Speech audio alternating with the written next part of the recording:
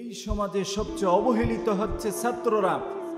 ভালো একটি ফলাফলের জন্য, জীবনে সফলতার জন্য কতই না কঠোর পরিশ্রম করছে তারা।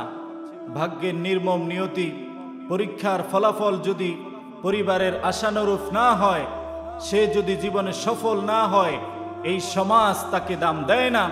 পরিবারের কাছে তার কোনো মূল্য নেই, বন্ধুদের কাছেও সে হয়ে ওঠে ঘৃণার পাত্র।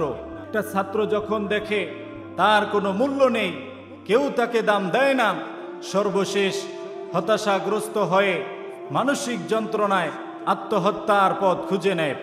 ছাত্ররা আত্মহত্যার সমাধানের পথ নয়, ব্যর্থতা থেকে শিক্ষা নিয়ে তুমি সফল হও।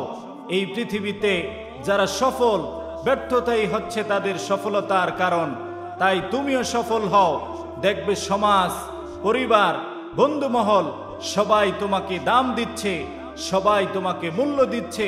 কারণ এই সমাজ, পরিবার, বন্ধুমহল সফল মানুষকেই খুঁজে, সফল মানুষকেই মূল্য দেয়। পরিবারকে বলবো, সন্তানের ব্যর্থতায় হতাশ না হয়ে, ভেঙ্গে না পড়ে তাদের পাশে দাঁড়ান। হাসি মুখে মাথায় হাত বুলিয়ে দিয়ে তাদেরকে বলুন, তুমিও পারবে, তুমিও একদিন সফল হবে।